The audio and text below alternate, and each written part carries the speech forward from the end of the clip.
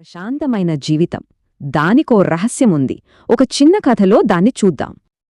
ఈ హడావిడి లైఫ్లో ప్రశాంతంగా ఉండటం ఎలా? మనలో చాలామందికి ఇదే కదా ప్రశ్న. ఈ ప్రశ్నకు సమాధానం ఒక రాజు గొప్ప సంగీత విద్వాంసుడి కథలో ఉంది. ఆయన సంగీతం ఎంత బాగుండేదంటే ఎంతటి కలత చెందిన మనస్సునైనా శాంతపరిచేది. ఇక రాజు ఆశ్చర్యపోయి అడిగాడు, మీ సంగీతంలో ఇంత ప్రశాంతత ఎలా సాధ్యం అని. అప్పుడా విద్వాంసుడు నవ్వి, రాజా, రహస్యం నా కచేరీలో కాదు, నా ఉదయంలో ఉంది అన్నాడు.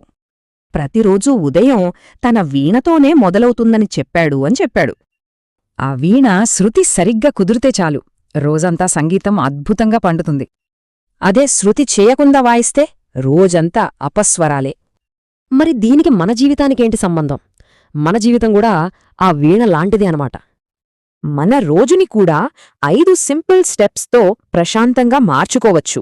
అవేంటంటే, ఆయన వీణను శృతి చేసినట్టే మనం కూడా ఉదయాన్నే మనసును ధ్యానంతో శృతి చేసుకోవాలి. ఇలా చెయ్యడం వల్ల మనసులో చెడు ఆలోచనలకు బదులు పాజిటివ్ ఆలోచనలు వస్తాయి. ఇలాంటి పాజిటివ్ మాటలు అనుకోవడం వల్ల రోజంతా ఆ ప్రశాంతత మనతోనే ఉంటుంది. మనసు ప్రశాంతంగా ఉన్నప్పుడు మన మాటలు కూడా మృదువుగా ఉంటాయి. మన శక్తి వృధా కాదు.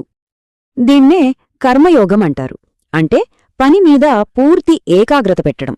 అప్పుడు పని తేలికవుతుంది. ఇక రాత్రికి జరిగిన దానికి కృతజ్ఞత చెప్పుకొని తప్పుల్ని వదిలేసి ప్రశాంతంగా నిద్రపోవాలి. అప్పుడు రాజుకి అర్థమైంది, ప్రశాంతమైన రోజు అనేది యాక్సిడెంటల్గా రాదు, దాన్ని మనం సృష్టించుకోవాలి.